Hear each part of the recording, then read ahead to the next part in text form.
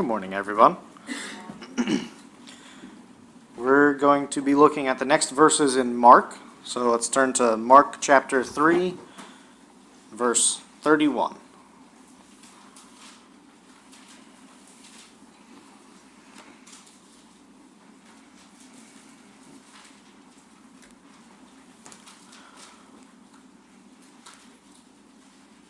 So we read here, "There came then his brethren and his mother, and, standing without, sent unto him, calling him. And the multitude sat about him, and they said unto him, Behold, thy mother and thy brethren without seek for thee. And he answered them, saying, Who is my mother, or my brethren? And he looked round about on them which sat about him, and said, Behold, my mother and my brethren. For whosoever shall do the will of God, the same is my brother, and my sister, and my mother." Now, there's three things that I think we can learn here, reading and looking at these verses at the end of Mark chapter 3. And the first thing that is right there in the first couple verses that we read is that there's no special privilege for these carnal relationships that we have in this world. The passage starts, "There came then his brother and mother, his brothers and mother, and standing without sent to him, calling him. And the multitude sat about him, and they said unto him, Behold, your mother and brothers seek for thee. And he responds back to them and says, Who is my mother and my brethren?" Now, Christ had a family. And if you just flip a couple pages forward to Mark chapter 6, in verse 3, we read, when he's there talking to some of the other ones, they say, "Is this not the carpenter, the son of Mary, the brother of James and Joseph and Judah and Simon, and are not his sisters here with us?" So we know that Christ had those four brothers and at least two sisters. I would assume that he probably was the eldest of seven, because seven is often used as the number of perfection there. So, in our group here, he's like the AJ of the family. He's the oldest of those seven children. So we know that Christ had a family, and we know that here his family came and they sought to interrupt him. He had something they needed to tell him, and so when they arrived, they sent somebody up to him while he's preaching, saying, "Hey, we need Christ to look at this thing or show him this," or whatever. They needed to get his attention for some reason. And while this passage in Mark is briefer, if you look at some of the other accounts in Matthew and such, he's here preaching to the disciples and a bunch of other people. And something to note when looking at this is we know that Christ, he was always about his Father's business. Even when he was a 12-year-old boy, there's that account in the second chapter of Luke where when his family, they all went to Jerusalem to celebrate the feast of the Passover. He went off and his family lost him for a day and they didn't know where he was at. He was over in the synagogue there listening to and asking questions of the different Jewish leaders, teaching them. When they came and talked to him, that was the first account of where we have it recorded, where Christ is saying, "I'm about my Father's business. This is what I came here to do." And so his family, they knew this about him. They grew up with him. Since little kids, like we have Elias and Job and that. Imagine that, growing up with him your whole life until he's, at this point in time, my age or older, that they knew from him saying this and from his actions that he was here about his Father's business. He has a very specific work that he came to do. And his family, even after all this time, they still didn't recognize the importance and the timeliness of him doing his Father's business. They came here and they interrupted him in the midst of, while he was preaching. And it just makes, I can't help but think, in reading this, that if his own family didn't recognize what he was doing, and his own family couldn't see his holiness and the work of what he was doing. I mean, forget about people. Oftentimes you say like, "Oh, I want people to see Jesus in me." His own family who grew up and lived with him didn't see Jesus in Jesus. We should never expect anybody to see him in us. And another thing here, if you've heard oftentimes where like Catholics and others will preach these lies and things of, Mary's perpetual virginity, and these verses are included in here very specifically to address all kinds of things, especially here where it says he had his mother and his brothers and sisters came to him to visit him. And those were his physical, earthly siblings. And so they just preached these lies about everything. But off on a tangent there. But back to our text here. Know this, that there are no special privileges granted to the family of Christ, and there are no special privileges granted to the families of believers here. When they came, he didn't stop in the middle of his preaching and, all right, well, I'll give you my attention, I'll go do whatever it is you need me to do. No, he's here doing his will, his Father's will, and that cannot be disrupted. And so, as believers, we ought to remember that as well, that just because we're a believer, we have family members with us that may or may not be believers, there's no special privilege granted to anyone based on your kinship to someone who is a believer or even of Christ's own family himself. The only privilege we have is this great privilege of being able to hear the gospel regularly. Many people throughout the world, now and in the past, that's a very rare thing to be able to come and hear the gospel preached every week over and over and over. But these physical relationships that we have with each other, these physical relationships, that's all they are. They're just physical relationships. Death, it ends marriage. We're married now.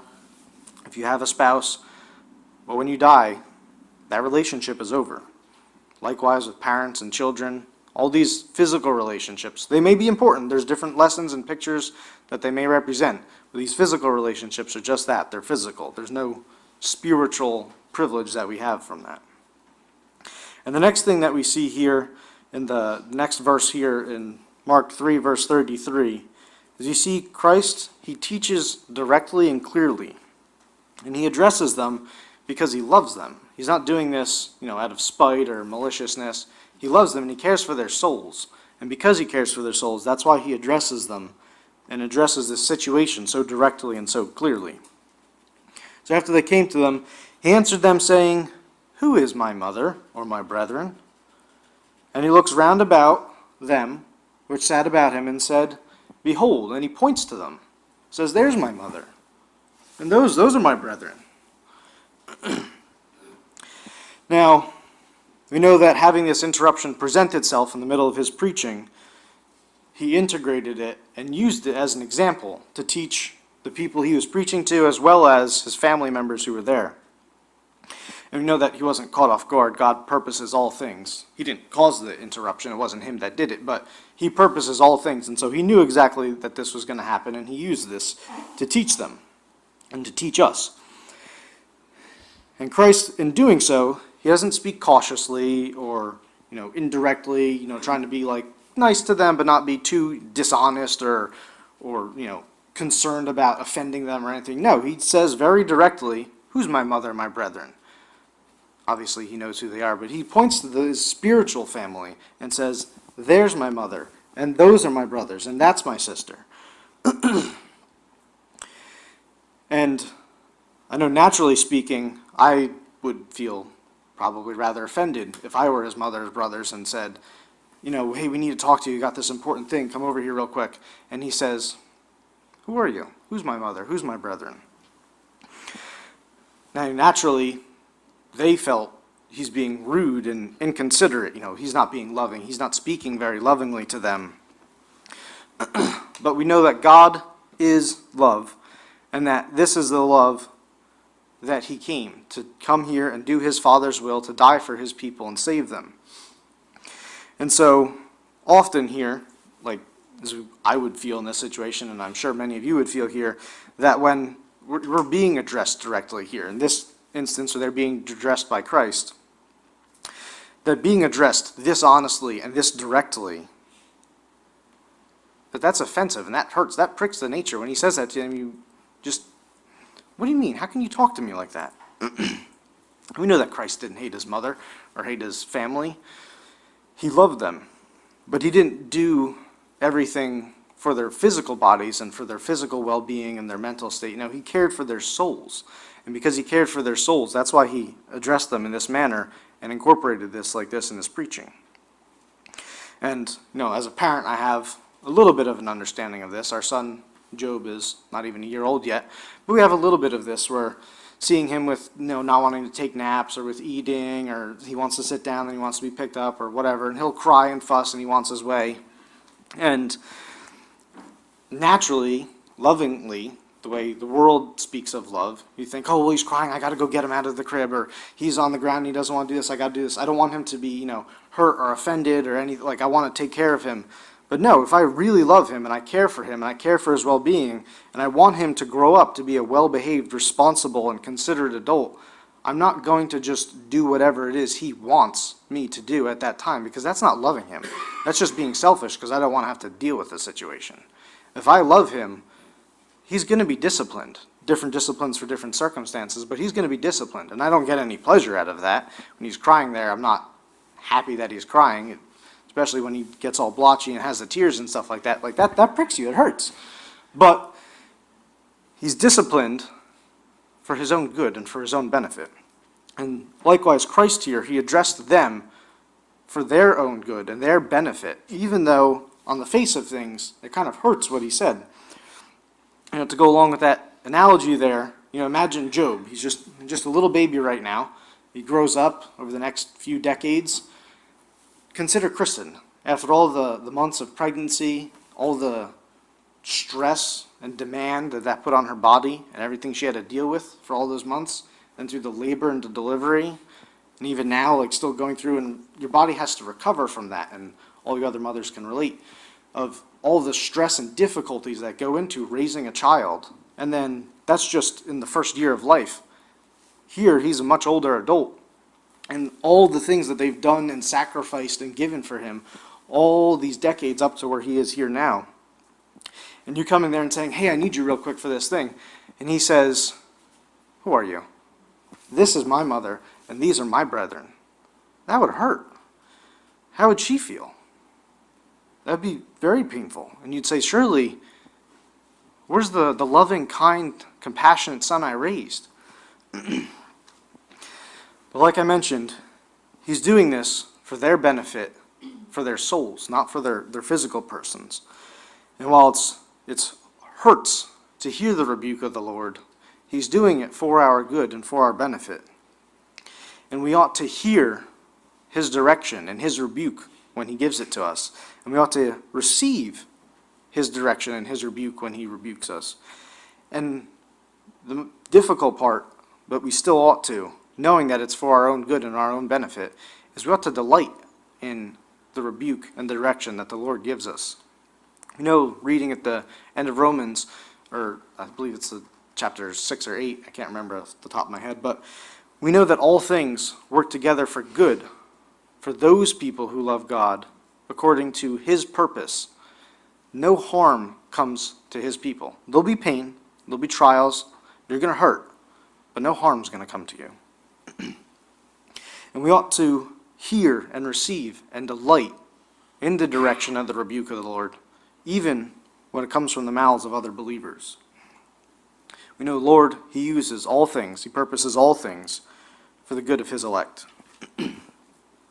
And the last point here that I just want to spend a little bit more time on is Christ's family does his will. And so the last verse that we read here says, for whosoever shall do the will of God, the same is my brother and my sister and mother. Now before we can look at that too deeply, he says, whosoever shall do the will of God. Well, what's the will of God? Turn ahead to John chapter 6 and verse 38.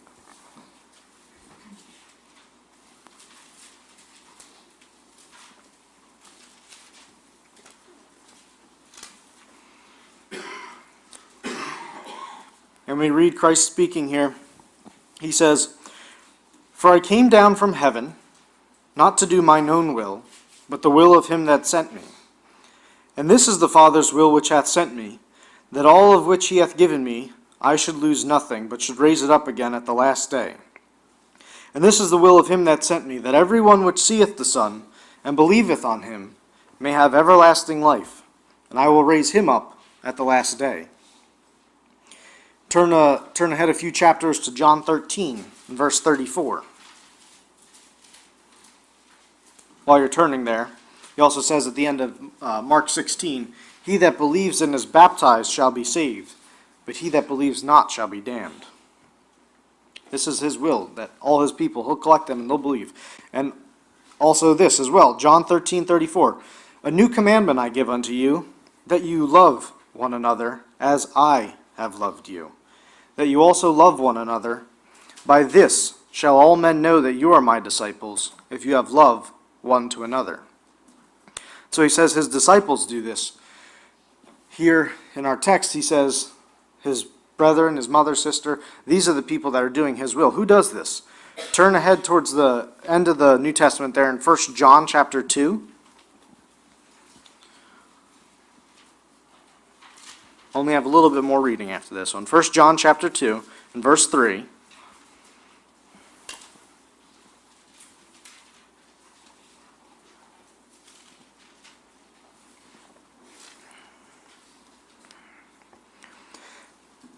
And hereby we do know that we know him. This is how you're going to know. If we keep his commandments, he that saith, I know him, and keepeth not his commandments, is a liar, and the truth is not in him. But whoso keeps his word, in him verily is the love of God perfected. Hereby know we that are in him. He that saith he abideth in him, ought himself also so to walk, even as he walked. Brethren, I write no new commandment unto you, but an old commandment, which ye had heard from the beginning. The old commandment is the word which ye have heard from the beginning. Again, a new commandment I write unto you, which thing is true in him and in you. Because the darkness is past, and the true light now shineth. He that saith he is in the light, and hateth his brother, is in darkness, even until now. He that loveth his brother abideth in the light, and there is none occasion of stumbling in him. But he that hateth his brother is in darkness, and walketh in darkness, and knows not to where he goes, because that darkness has blinded his eyes. And so, what does the Lord have to say as to how we will know who these people are? He says, those who do the will of God, the same as my brother, my sister, and mother. But how do we know? What can we look for practically to see these things? Turn back to Matthew chapter 7 and verse 15.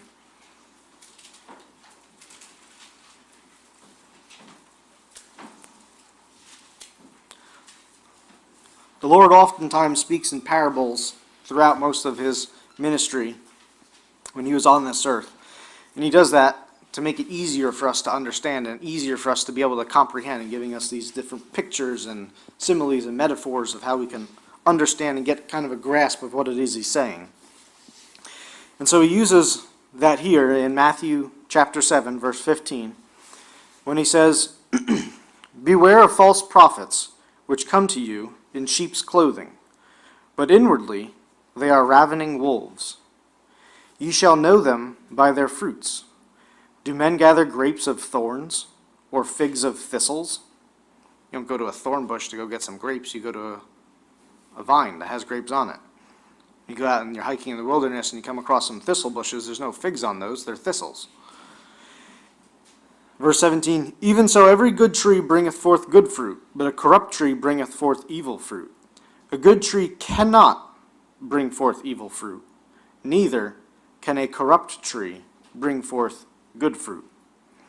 Every tree that bringeth not forth fruit, good fruit, is hewn down and cast into the fire.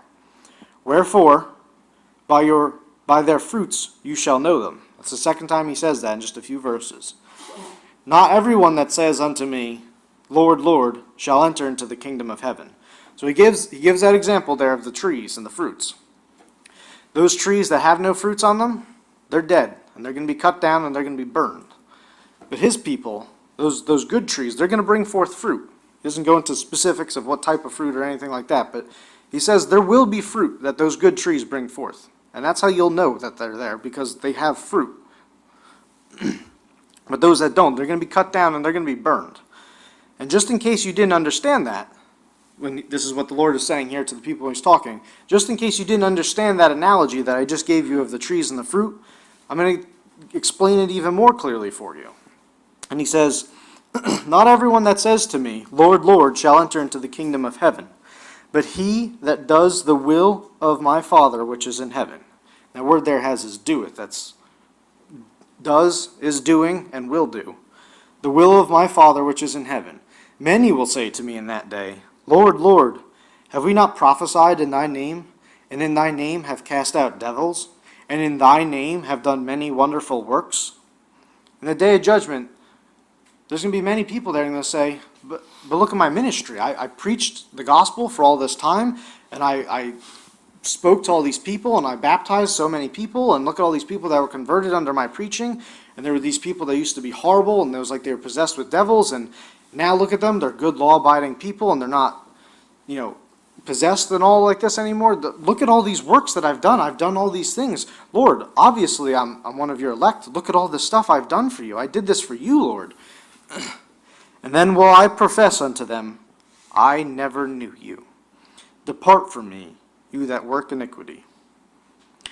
And he gives us another example to make it even more clear. Therefore, whosoever hears these sayings of mine and does them, is doing them, and will do them, I will liken unto him a wise man, which built his house upon a rock. And the rain descended, and the floods came, and the winds blew, and beat upon that house, and it fell not, for it was founded upon a rock. His people were built on Christ the foundation. He is our foundation in all things, our salvation, righteousness, justification, perseverance, everything. Everything we have is all rooted and grounded in him. We have nothing except for what he's built us up. And when the trials come, and persecutions, and conflicts, and difficulties, they're going to come. The rain's going to descend, the floods are going to come, the wind's going to blow. It's going to beat upon that house. But that house that's founded upon Christ the foundation, it's not going anywhere. And everyone that hears these sayings of mine, and doeth them not, shall be likened unto a foolish man, which built his house upon the sand. And the rain descended, and the floods came, and the winds blew, and beat upon that house, and it fell. And great was the fall of it. Trials and tribulations and difficulties and conflicts and all these things, they're going to come to his people and his elect. And those that are his elect, those that are founded on Christ, those whose hope is Christ, the cornerstone, they're not going to fall in those things. He'll sustain them. But those foolish people they'll say they've done all these wonderful works. They'll say, look at all these things that I've done in your name. They're looking to their works. They're looking to their own hands and to their own things and thoughts and feelings and emotions that they've accomplished. And when those trials and tribulations come, ultimately in the day of judgment, they're going to fall, and the fall is going to be very great. Now let's go back to our text here. Just after our text here, the next page over, in Mark 4, verse 8.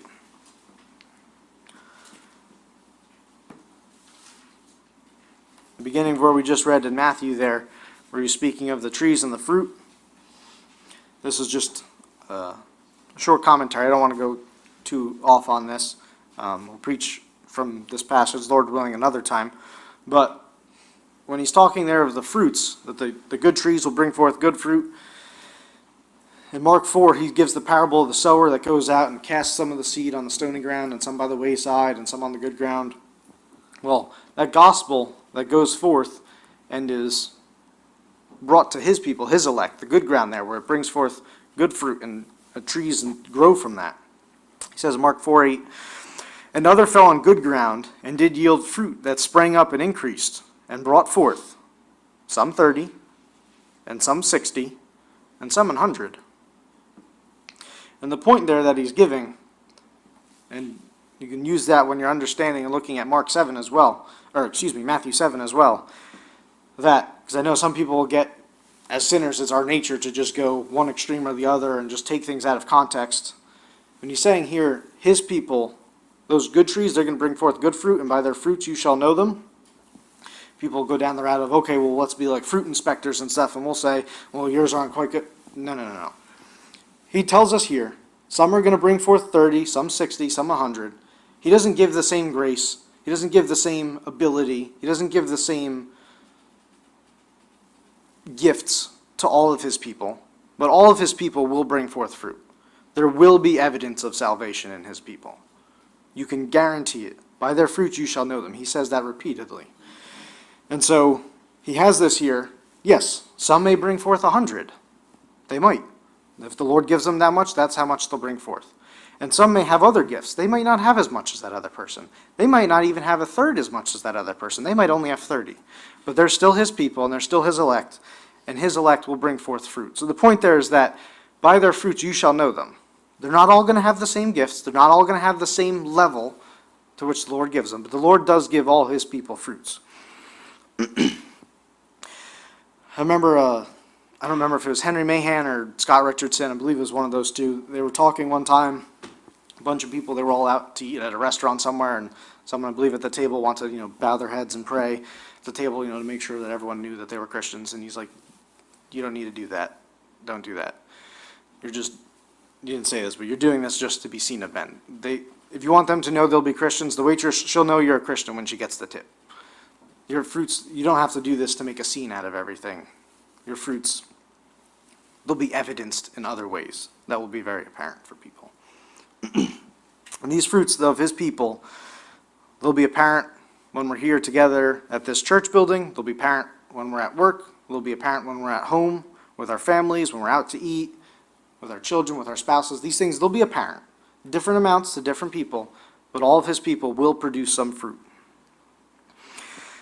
And this fruit of the Spirit and the fruit of the dam that he spoke of, this is real and it's apparent. And I actually hadn't even considered this when I was going through and studying. Christ speaks of this several dozen times throughout the first 4 Gospels in the New Testament. It's written throughout Acts.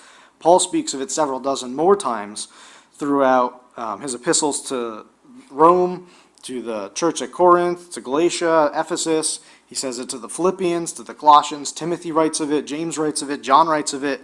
It's in there a lot, and I hadn't really noticed that until I was studying and going through this year. And I was looking it up. It's written over 285 times in the Bible. About 100 of them are in the New Testament. But looking at just some other words, like the word grace, which we're so familiar with, is only written 170 times. And I'm not saying one word is more important than another word. It's just, I didn't realize how common that this is, that this word, that he's talking about the fruit of the Spirit and the fruit of the damned here, of how frequently it's written and spoken of here. And just for my own self, that this is something that ought not be dismissed. This is something that ought not be ignored or forgotten or glossed over. The Lord speaks of it many, many, many times here. Again, not for us to go out and be fruit inspectors or judge, you've got your bigger apples than this other person, or this one's greener than... No. Just his people, his family, his brothers and sisters and mother, they're going to do the will of God, and you'll know them by their fruit. And so, we just have 2 more texts here to look at real quickly. Turn to Ephesians 5, verse 8. Having read this little excerpt here at the end of Mark 3, where his family comes to him, and they say, we need you, and he says, no. Who's my mother and my brother? Behold, here's my mother, and those are my brothers and my sisters. Those that do the will of God. Those are his spiritual family. That relationship, that's the important one. We ought to believe on him whom he hath sent, and love one another. Ephesians 5, verse 8 says, For you were sometimes darkness, but now are you light in the Lord. Walk as children of light. For the fruit of the Spirit is in all goodness and righteousness and truth, proving what is acceptable unto the Lord, and have no fellowship with the unfruitful works of darkness, but rather reprove them. For it is a shame even to speak of those things which are done of them in secret. But all things that are reproved are made manifest by the light. For whatsoever doth make manifest is light. Wherefore he says, Awake, thou that sleepest, and arise from the dead, and Christ shall give thee light. See then that you walk circumspectly, not as fools, but as wise, redeeming the time, because the days are evil. Wherefore be not unwise, but understanding what the will of the Lord is. We just read there what the will of the Lord was in those previous passages, that Christ, he came here to do his Father's will, to save his people. And those people, they're built upon Christ, the foundation. that rock. And they're not going to be dissuaded, and they're not going to be swept off that rock. Their foundation is secure in him. He said, "Those Father gave me, they're in my hand, and no one can pluck them out of my hand." His salvation, it's a sure and certain thing for his people. It's not something that's going to vary or potentially be lost. It's certain. And if you go through and read the remainder of Paul's epistle there, he has lots of other things there to say as well, practically, just like this here, regarding drunkenness and singing and submission, how if you're a wife, how you should be responsible and to treat your husband, and husband, how responsible you are to treat your wife, why husbands and wives ought to do so. He talks of children and their relationships to their parents, servants and masters, and how to apply and conduct yourselves with regards to the gospel, speaking on practical matters of these fruits of the gospel and of his people. And if you read the end of Galatians in Galatians 5 and 6, Paul, he gives at the end of that epistle as well evidences of both sides, of both the flesh and of the spirit. He says in Galatians 6, "Be not deceived, God is not mocked. For whatsoever a man sows, that shall he also reap. For he that sows to his flesh shall of the flesh reap corruption. But he that sows to the Spirit shall of the Spirit reap everlasting life." It's my prayer that the Lord gives us the grace and ability, because we don't have it. I don't have a foundation to stand on. I don't have anything to do except for the work that Christ has done for us, to give us that grace and ability to sow to the Spirit and reap of life everlasting. Let's pray.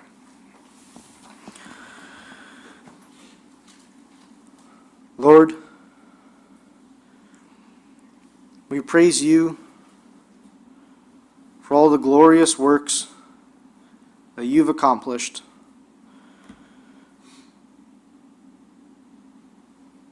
for the perfect obedience of your Son, who came to save your people. Lord, we're so thankful that you do all these things for us. By nature, all we can do is just come and be an interruption and a distraction to you and to your work and to your will.